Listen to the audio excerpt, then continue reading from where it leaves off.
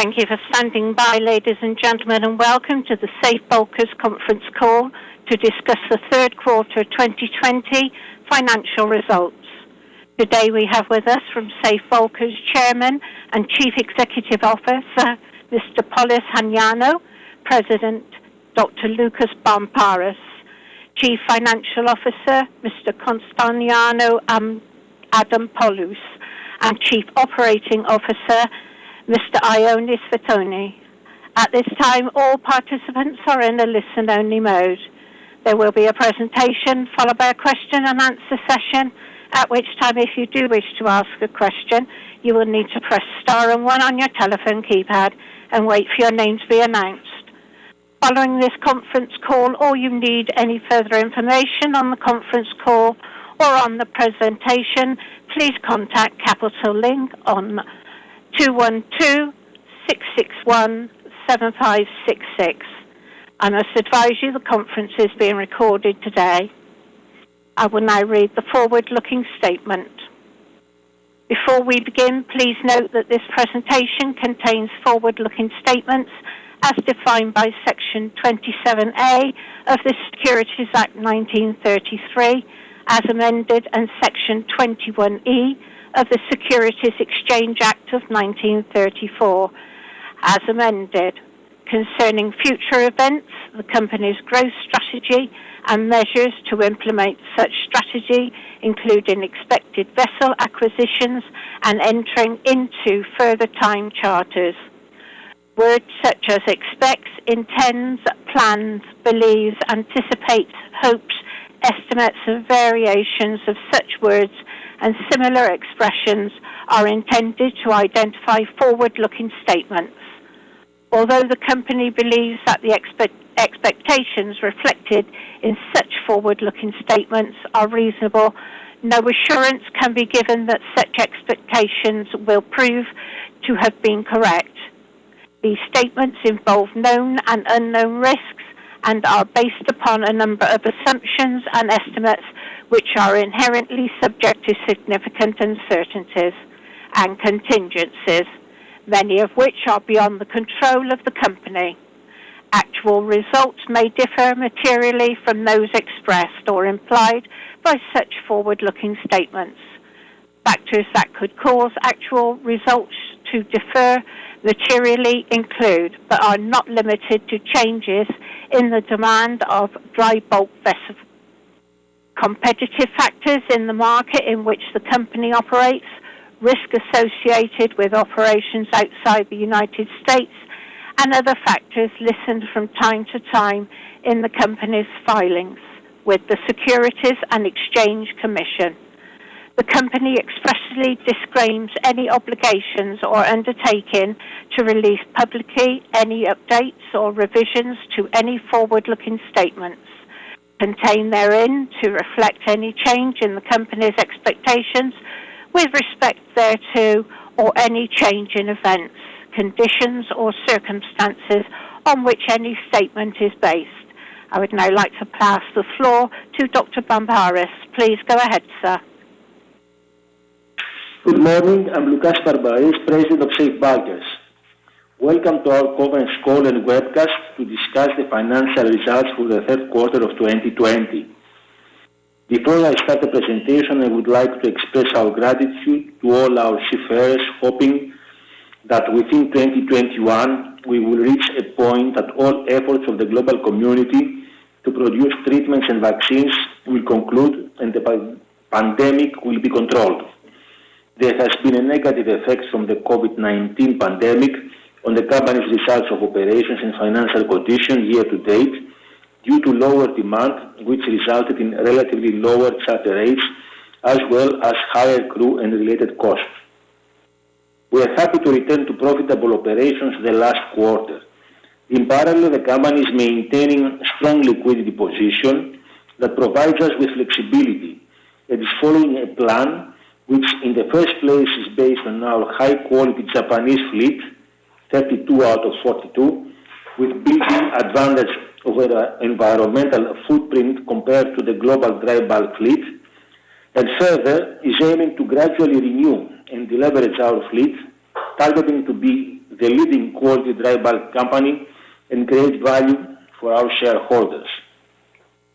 Management alignment due to shareholding stake and performance and trust built over the years are of paramount importance in the success of this plan. Let's move into slide 4. We present here the performance of the Cape and Kamsarmax chartering market for 2019 and year to date, as published by the Baltic Exchange. The COVID effect has been the major drive in both sizes. During the first wave of Q1, the chartering market traded at very low levels. But after Q1 and the resumption of economic activity, we evidenced healthy volumes of iron ore, coal and grain, especially on Capes. The market peaked twice, reaching the levels of 35,000 USD. On Kamsarmax, the market has been trading higher than 10,000 since May and peaked during the summer months, exceeding 15,000 per day. Looking forward, we are monitoring closely the trade tensions developed between China and Australia, and we remain cautious on how a second wave of COVID may negatively affect the trade. However, recent COVID vaccine announcements brought optimism in the global markets. Turning to slide 5, we provide more input in relation to the Chinese economic recovery, which remains the driving force of dry bulk. As shown in the graph, after a significant contraction in Q1 by almost 7%, the Chinese GDP has grown for 2 consecutive quarters. According to the National Bureau of Statistics of China, the Chinese GDP grew by 3.2% in Q2 and by 4.9% in Q3, evidencing a stable recovery after controlling the pandemic. The resumption of trading activity is evidenced by the Chinese imports. There has been a substantial drop on imports during April and May. The gradual recovery of the Chinese economy during the summer months, in combination with the muted trading activity of Q1, led to an aggressive import spree, resulting to a year-on-year increase of 13.2% in September and 4.7% in October. Turning to slide 6, we give more color on Chinese import developments. September's iron ore imports increased by 8.2% month-on-month, 9.3% year-on-year, whilst for the period January to September there was an actual increase of 10.6%.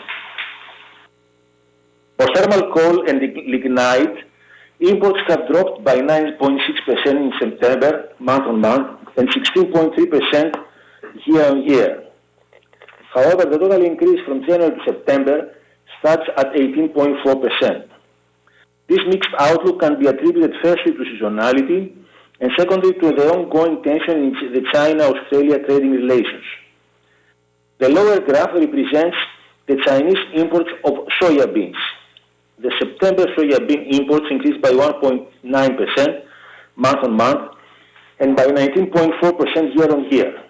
Whilst for the period from January to September, imports increased by 15.4% as compared to the same period in 2019. Going to slide 7, we present the current status of the order book in the two sectors where we operate, the Capes and the Panamax to Post-Panamax. It is the first time after many years that the order book is so minimal. The contracted orders for Capes amount for 4.6% of the total Capes fleet, and from 2022 and onwards, the orders are minimal. Similarly, for Panamax to Post-Panamax, the orders for 2021 represent growth of the fleet of about 3.4%, and going forward, less than 1%. The aging of the fleet, the increased environmental capital expenditure requirements for complying, for example, with ballast water treatment system regulations, may enhance the scrapping activity, especially in an environment of low freight rates. Increased scrapping may lead to lower net growth of the fleet as discussed above. Furthermore, the ongoing environmental discussions for emissions are beyond the ability of most of the shipyards to cope with technological advancements and produce designs which comply with them. In particular, for the phase 3 of the Energy Efficiency Design Index, only very few cities can provide highly efficient designs that can comply with such emission requirements. Under these circumstances, the order book and hence the existing dry bulk fleet will not reinflate anytime soon.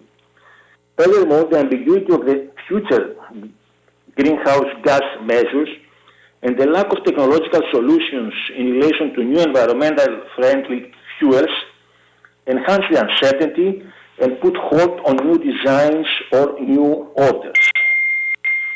At this point, let me refer to our focus on developing a plan for renewing our fleet with modern designs that adhere to the new environmental regulations, and in this regard, to point out our recent order of a Japanese-built dry bulk 82,000 deadweight tons Kamsarmax class vessel with a scheduled delivery in the first half of 2022. The vessel designed to meet the latest requirements of Energy Efficiency Design Index to greenhouse gases and EEDI Phase 3. It will also comply with the latest NOx emissions regulations, the NOx Tier 3. Turning to next slide number 8, we make a brief presentation on the status of the fuels market. Global lockdowns and mobility restrictions have reduced the demand for fuels and distillate products. Presently, the price of 0.5% very low sulfur fuel oil, the IMO 2020 fuel, is relatively weak in comparison to high sulfur fuel oil prices, and hence their spread differential, the so-called high 5, is in the region of 65 to 70 US dollars. On the graphs in the left, we present the future market prices for very low sulfur fuel oil, high sulfur fuel oil, and high 5 in Rotterdam and in Singapore. Futures market indicate recovery of the 0.5% very low sulfur fuel oil, and the high 5 is trading at higher levels in the region of $80 to $90 for 2021 and further up to about $100 for 2023. The recovery of global economies, the restoration of mobility, and the recovery of crude oil prices may increase the demand of distillate products and will likely push the high 5 differential to even higher levels. Let's now summarize in slide 9 the key takeaways for the market. We see a resumption of economic activity after lockdowns as China GDP indicates a V-shaped recovery, witnessing healthy volumes of iron ore, coal and grain trade. At the same time, the second wave of COVID-19 remains a threat, but the recent COVID vaccine news brings optimism in global markets despite the recent trade tensions between China and Australia. The global lockdown has adversely affected demand for oil and distillate fuels. We may have a slow oil demand rebound as global lockdowns ease with the restoration of mobility, which will eventually lead to recovery of the Brent prices and to wider high 5 spread differential. We have declining order book 2020 onwards, and the ongoing decarbonization discussions do not favor new orders. And finally, the aging of the fleet, the low freight rates, and the increased environmental capex may enhance the scrapping activity. Turning to slide 10, we show our fleet growth over the last years, having added a new order recently. It is important to note that our growth is gradual. The company has never entered in several orders that have distorted the supply side. At the same time, the company has kept a rate of growth even at loss-making markets and has invested always in the forefront of the technologies. Turning to slide 11, in the context of our environmental and social responsibility policies, we undertake significant environmental investments by retrofitting scrubbers and ballast water treatment systems on our fleet.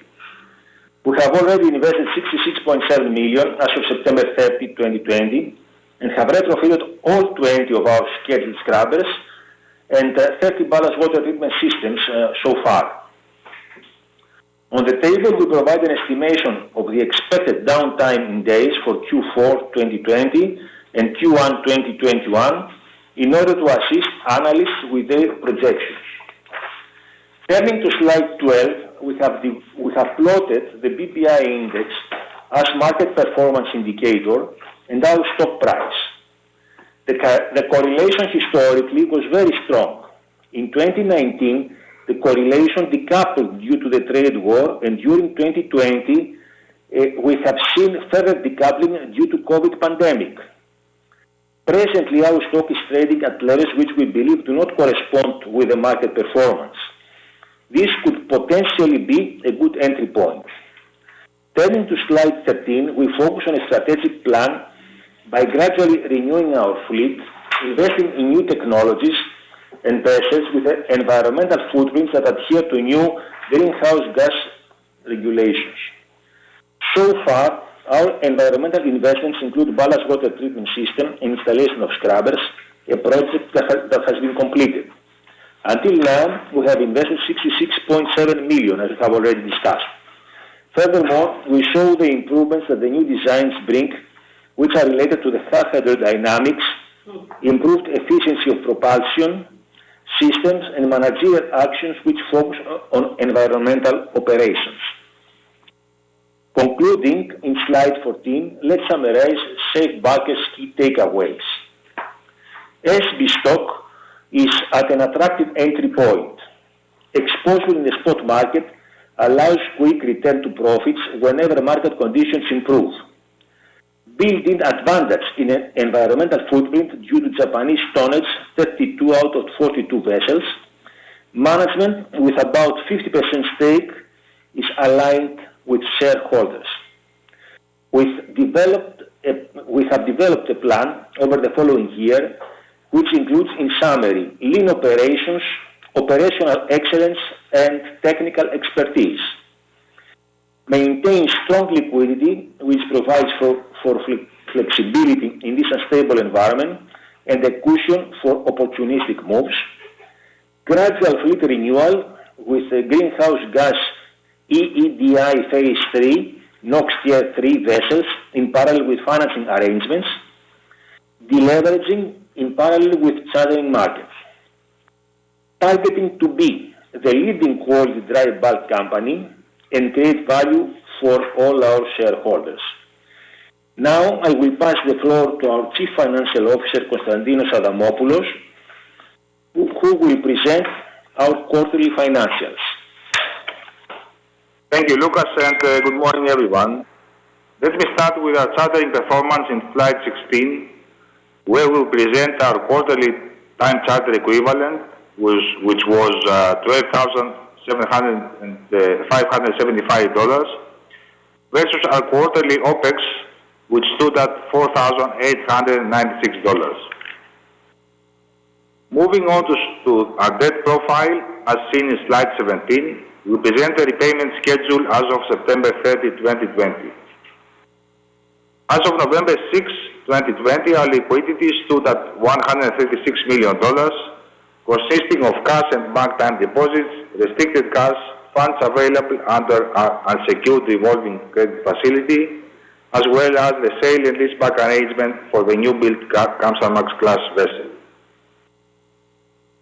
Let me continue to slide 18 and focus on our debt amortization schedule versus the scrap value of our fleet. We have a smooth debt repayment profile for the coming 2 years, gradually deleveraging our company. Moving on to slide 19, we present our quarterly daily OPEX, which stood at $4,896 versus our quarterly daily G&A, which stood at $1,418. The aggregate figure for both OPEX and G&A for the third quarter of 2020 was $6,314, demonstrating our focus on lean operations. We believe that this amount for both OPEX and G&A, when comparing apples to apples, is one of the industry's lower, if not the lowest.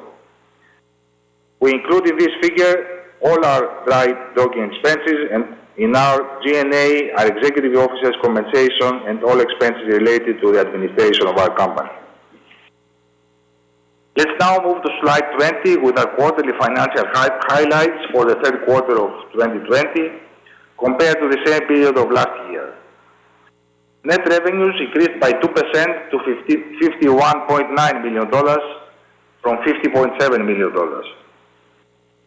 During the third quarter of 2020, our time charter equivalent was $12,575 for the third quarter of 2020 compared to $13,311 during the same period in 2019. Net revenues were supported by the benefit from scrubber-fitted vessels despite the reduced price differential between heavy fuel oil and compliant fuel, which was caused by the oil price war, and also by revenue contributed by our new building delivery we took delivery back in April. Mortgage expenses increased due to increased vessel repositioning expenses, higher loss on bunker sales, again due to the oil price war, and consumption costs for scrubber-fitted vessels. Daily vessel operating expenses increased by 10% to $4,896 compared to $4,448 for the same period in 2019. Daily vessel running expenses, excluding light docking and pre-delivery expenses, also increased by 10% to $4,459 for the third quarter of 2020 compared to $4,053 for the same period last year. Our adjusted EBITDA for the third quarter of 2020 decreased to $22.3 million compared to $25.1 million for the Q3 of 2019. Our adjusted earnings per share for the third quarter of 2020 was almost 0 cents, calculated on a weighted average number of 102.2 million shares, compared to 3 cents during the same period in 2019, calculated on a weighted average number of 101.3 million shares. Closing our presentation in slide 21, we show our quarterly fleet data and average daily indicators compared to the same period last year. We would like to emphasize that in this period we have worked extensively despite the tough market conditions, and we have completed the installation of all 20 scrubbers. We have concluded the order of a Japanese modern design and technologically advanced vessel with delivery in the first half of 2022, with limited impact on our liquidity, as we agreed at the same time 90% finance through a sale and leaseback arrangement. We have a strong balance sheet with comfortable leverage, a smooth debt profile for the next 2 years, and a liquidity position of $136 million. And finally, we took measures to protect our seafarers and shore employees' health and well-being, and kept all of our vessels sailing continuously, servicing our charters. Once again, we would like to thank our seafarers for their commitment and dedication and efforts throughout this tough period. Our press release presents in more detail our financial and operational results. We are now ready to take your questions. Thank you. Thank you, ladies and gentlemen. We will now begin the question and answer session. If you wish to ask a question, please press star 1 on your telephone keypad and wait for the automated message advising you your line is open. Please clearly state your first and last name before you ask your question. If you wish to cancel your request, please press star and 2. So once again, that is star 1 if you wish to ask a question and star 2 to cancel the request.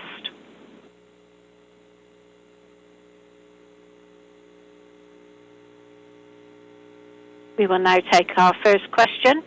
Please go ahead. Your line is now open. Yeah, hey guys, it's Chris Weatherby from Citi. Thanks for taking the question. Hi, Chris. Hi guys. I guess a couple questions here. First, just wanted to think about the vessel, the fleet as it stands right now. Just kind of taking a look at some of the older Panamaxes pushing towards that sort of 20-year mark over the course of the next couple of years. How do you think about those? Can you talk a little bit about the leverage that are on those vessels specifically, if any, and would you consider potentially some sales here as you look to refresh and renew the fleet and continue to move in sort of more of an eco fashion? Just kind of curious how you're thinking about fleet management over the course of the next several quarters.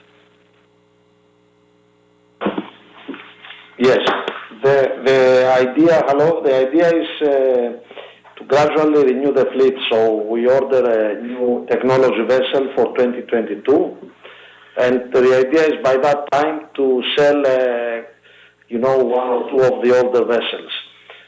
Of course, as you understand, the right time should be next year, simply because right now you have the problems of the pandemic and the COVID, the restricted visit of people on board ships because of traveling restrictions,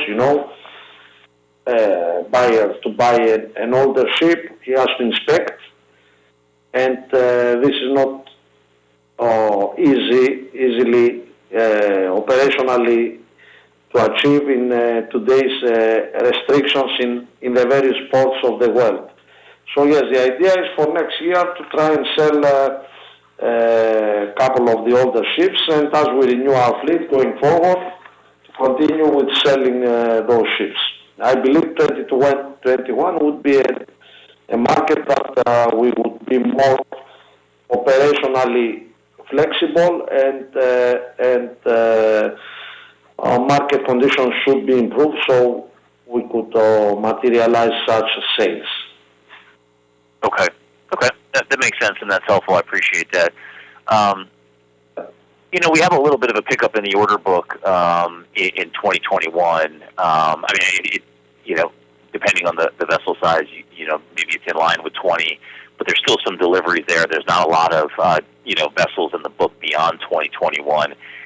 Have there been, or sort of what's the tone of conversations with shippers? I mean, what's sort of the discussion around the charter terms, the duration? Is there any, I guess maybe the question I'm asking is there any improvement in the discussions with your customers about getting, maybe rates potentially moving in the right direction and maybe getting a little bit of duration on charters? I just kind of get a sense of maybe, how your customers are setting up for the next, sort of into 2021. Yeah, up until last week, I think that the views were very skeptical in the market with what was going on with American elections and all the stories with the second round of the COVID-19. And the announcement on Monday by Pfizer about the vaccine that will come into availability by the start of the new year change a little bit the sentiment, and this will take a few months to work into the system. So I believe that as people start getting clearer picture about economic recovery and prospects of full recovery as we run into 2021, the interest of charterers will come back for period business and trying to do some charters. At the moment, is very little activity, and it's better for an owner to stay in the spot market because the period activity is at below break-even levels. So it's absolutely no reason a healthy company should lock in period charters at today's market. We are overall fairly optimistic if we find a solution on the COVID-19 situation that demand will be boosted while supply is controllable. So we should be entering into a good year. Should this announcement of the vaccine materializes into an effective tool for humanity. Okay. Makes sense. I guess the last question would just be, specifically around the expenses. So, we've seen, decent growth on a year-over-year basis, and I know kind of, seasonally there's some variations, and 3Q has been a bit of an elevated OpEx quarter historically. But when I think about OpEx and G&A, we're both looking at sort of elevated levels on a year-over-year basis. What can you do to bring those numbers down sustainably? I know you operate relatively well compared to the broader industry, but I'm thinking specifically about your fleet. Are there things you can do on the cost side to continue to try to work into a better profitability scenario? Look, first of all, the G&A expenses are quite stabilized, and also they depend a little bit on the exchange rate between euro and dollar. So the only parameter that could substantially change this level is the exchange rate. And I would like to repeat that in this G&A expenses we include management fees and the audit fees and to run as a public company. And in the management fees, we include also the compensation of the officers. On the other side, the operating expenses have a great influence of dry dockings, and quite often, I mean, this year we had about 12, 13 dry dockings, which was for several reasons. One of the reasons was that we have also the scrubbers and the ballast water treatments that we were fitting in several vessels. So the program was quite intense. And when you go to a shipyard, let's say sometimes a little bit earlier, you have the time to do some additional works and some additional checks on your equipment, and which increase the cost. I think that as we move along next year, we have a substantially lower number of dry dockings. I tend to say, I believe it could be about 5 scheduled dry dockings that will reduce the figure, and this is because we have done so many this year. We have 5 next year, so we have brought the cost earlier this year compared to next year. The second point is that the company in any event continues to operate, and we have also an internal program that to control further operating expenses. And I think that with the combination of the reduced dry dockings and the program that we have, this number will substantially be reduced. Let's say maybe we could target something between 4.2 to 4.3 or 4 for next year. Okay, so that makes sense. There's something to look forward to there. Okay, fantastic. Well, listen, thanks very much for the time. I appreciate it. Thank you. We will now take our next question. Please go ahead. Your line is now open.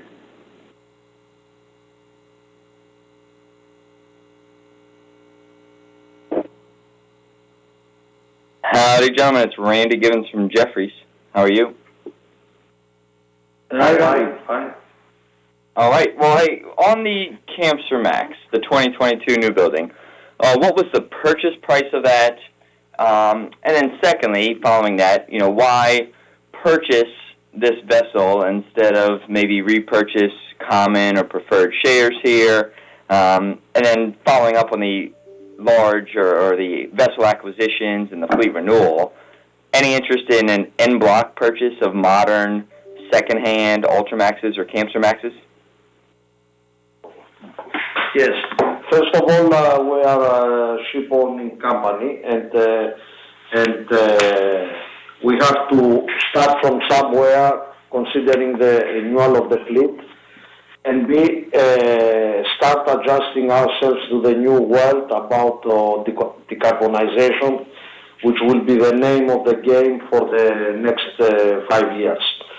So by going into this design, we go at the all-time low of new building prices, like Japanese new building prices in the high 20s for a new technology ship full of extras and full of all the new regulations included in the vessel. I mean, if we want to buy stock, we can buy stock at any time. We can buy preferred share at any time. Right now, we have a plan to start renewing the fleet, but as I said earlier, very selectively buying new technology ships, and hopefully next year at the right market conditions to sell our well-maintained older ships, hopefully as the world gets out of the pandemic. So this is not something that has to be done in a big scale. It can be done in a very small scale, 1 or 2 ships during the next 2 years, and at the same time selling 3 or 4 of the older ships in various times during 2021. So we have to renew the fleet and keep the age of the fleet as young as possible. So this was the idea behind it. I don't know where the prices of these ships will be when the market recovers. It could be $34-35 million. And of course we will not do it in any big scale like in previous times, 2013, 2014. We will do it very gradually and out of hopefully better results as the market improves. What is very important to remember is that you have a company that we demonstrated that even during the year, the worst year in memory since the mid-80s and 2016, 2020 is the worst year in memory, with the pandemic, with lockdowns all over the world, with operational issues, with crew change problems, which are increasing the costs. We managed in the first quarter that the world started moving. We demonstrated that we can turn back the stock and the result of a quarter into black from red. I think this demonstration in a very difficult year that we can adjust so quickly back to profits, even small profits, like we did in this quarter, demonstrates that the company is there and can do things and can deliver results. The thing, of course, we need a normalized world and a normalized situation to achieve better numbers. If I may add also something about the question of buying back the common stock. I mean, during the previous years and for each quarter end, we record always the number of stocks. If you notice, this number has reached 106 million, about 106 million, and presently stands at about 102 million. This shares, yes, this shows that the interest of the company is not the dilution, but sometimes we have issued historically in the past some shares. We bought back some shares, always to maximize the benefit of the company. And right now we are standing in almost the same number of shares that we stood a few years earlier. So this shows the performance of our anti-dilution policy in real terms, and so at a certain point of time in the future you may see us buying some shares, but the important thing, or issuing some shares, but the important thing is that we want, our actions are always anti-dilutive, because the management here has about 50% of the company, and it will never dilute in such a way that it will not create value for all the shareholders. Got it. Okay. And then you mentioned about turning profits.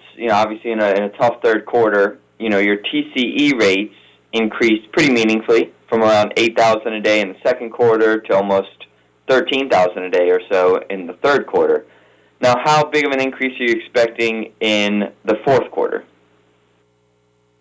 Look, the fourth quarter is not developing a lot differently from the third quarter. It's the first month it was at similar levels. Now there is one more headwind that we have to face, which I believe personally that it will result into strong tailwind at the end. But right now it's a headwind, is a trade war between, not trade war, is like saying a trade dispute between China and Australia on the import of Australian coking coal. We know that there are political pressures from Chinese government to Australian exporters, and tariffs imposed in other commodities because they have these issues about the blame game for the pandemic. So this is a headwind we have at the moment, but at the same time I believe that this will create the benefit of bringing the coal which they desperately need in China for the steel mills, the coking coal, to bring it from further away. We already start seeing cargoes from USA, from US Gulf, from US East Coast, from Colombia, which is tripling the ton miles, which is it will be very, very healthy for the market. So as the Chinese will start sourcing coal from further away, I think that the problem will become an opportunity. So we may see a lot better Q1 than we expect. So the answer to your question is that Q4 will be pretty similar to Q3. The way it develops, we are in the middle of Q4. But I'm more optimistic that Q1 will be nowhere near where the last couple of Q1s were. If things also with COVID-19 start to develop a little bit more positively with the new news announced this Monday. So yeah, we are cautiously optimistic. Of course, you may be bored that we every time saying that we are cautiously optimistic, but indeed now we believe that this will deliver into positive market for 2021. Got it. All right. I guess last question for me. Can you give some kind of guidance on the ballast water treatment CapEx here for the remaining 12, I guess, in the fourth quarter in 2021? As Lucas said, we have 5 dry dockings remaining planned for 2021. So it's nowhere near the 13 we had for 2020. And I think out of these 5, we have 3 ballast water treatments to install. So it will be looking a lot better. And we want to believe that this will show a lot in our OPEX for 2021. It should be about let's say $500,000 per. So it's about $1.5 billion capital expenditure for these 3 vessels. What was that number? About $500,000 for each vessel. Oh, got it. Okay. And then, so the remaining BWTS systems will be 2022 and 2023 to get to your 12 remaining? Yes, there are not too many. There are not too many because we have already reached 30. We'll go, next year at about 33. Yes, the remaining will be in 2022 and 2023. Let's say 75% is already done, and then we have 3 years for the last 25%. So we've done the investment, and of course, as you know, the investments never stop in this world. We have to focus on new projects, energy efficiency improvements and things like that. But at least we will concentrate to those, and we will not have much of the rest hanging over the company.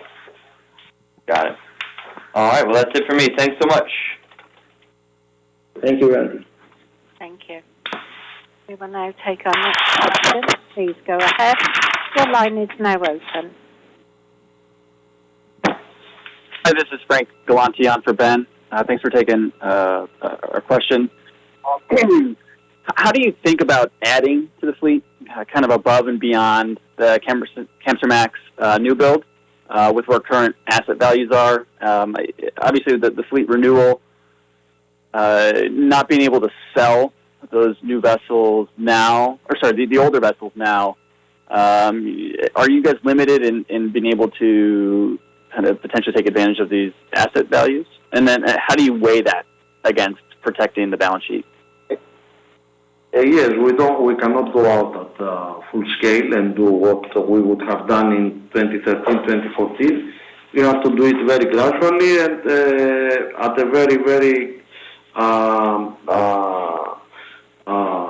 calculated basis. If we manage to sell 3 or 4 ships next year, this will open the door for more investments.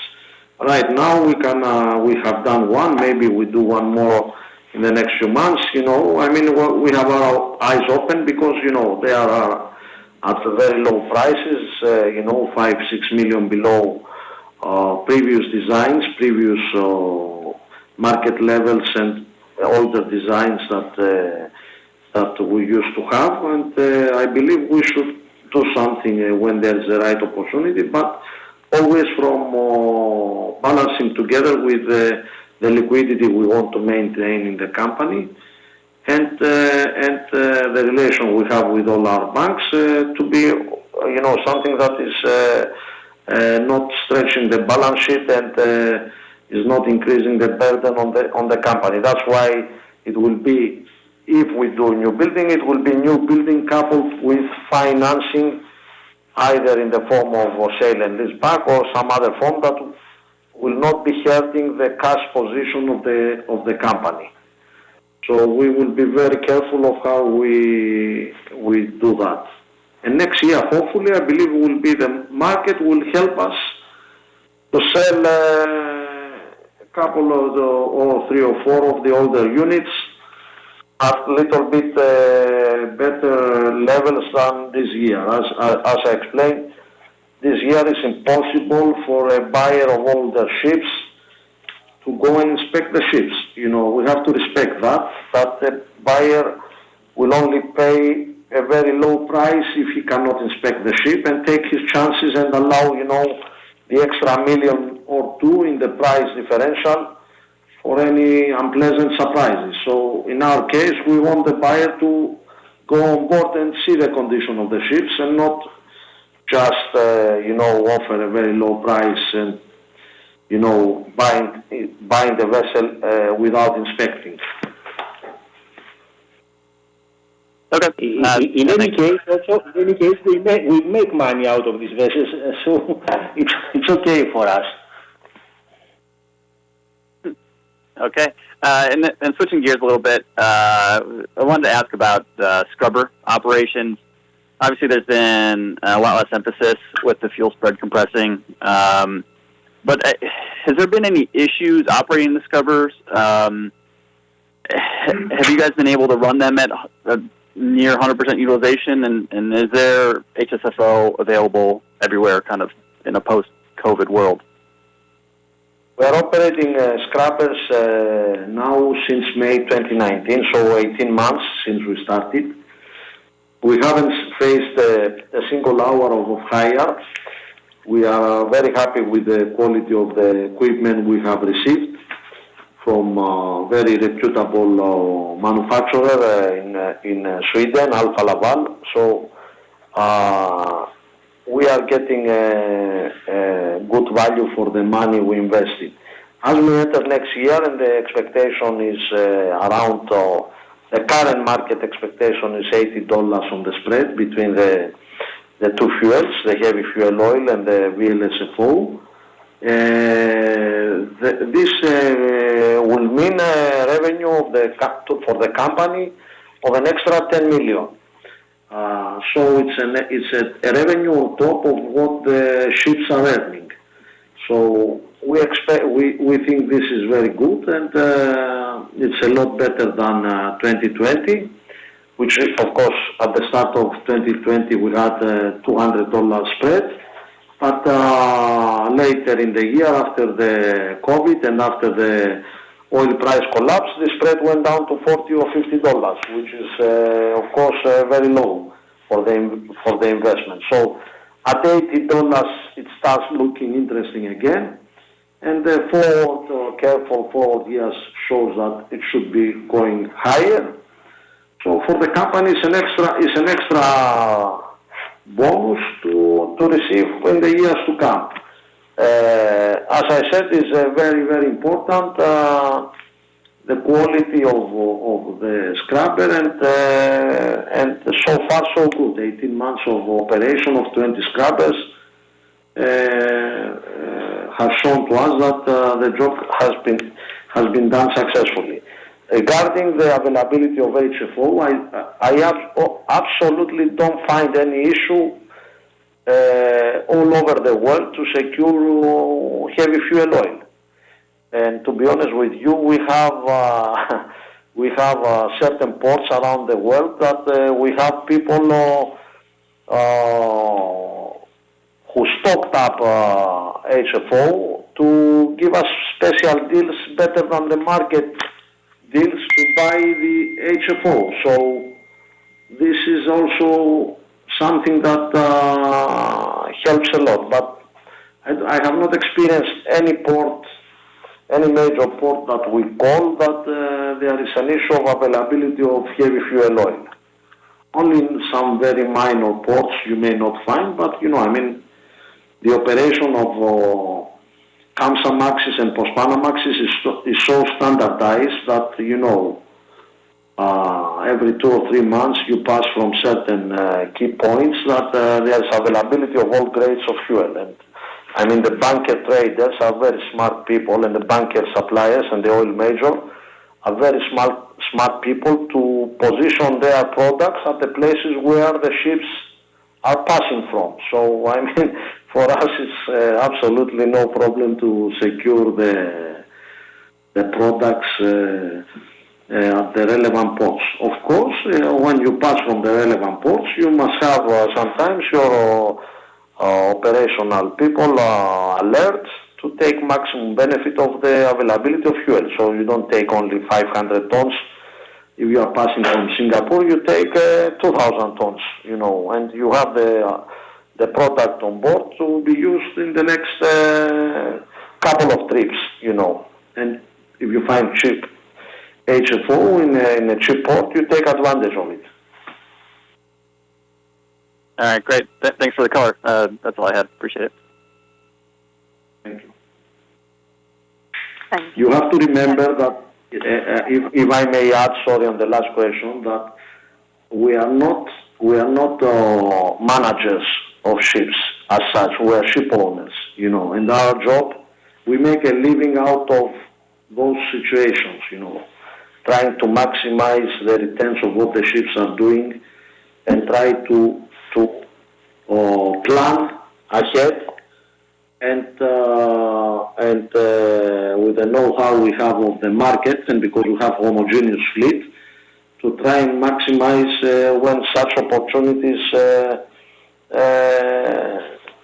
exist, So in which spot you will face difficulty of securing, for example, low sulfur MGO. You take advantage on previous spots, you stock up, then you may sell to charters at more attractive prices when they go to a non-convenient port. All these things, you have to be a ship owner to run it efficiently and properly. If you are just a manager and you are running ships for third parties, you will find at a certain point that the whole equation cannot be executed perfectly.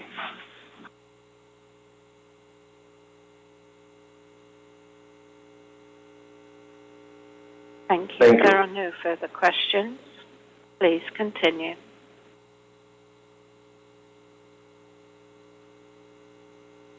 Thank you, ladies and gentlemen. That does conclude our conference for today. Thank you for participating. You may now disconnect. Thank you to all, and we're looking forward to discuss again with you for our results next quarter. Thank you. Thank you.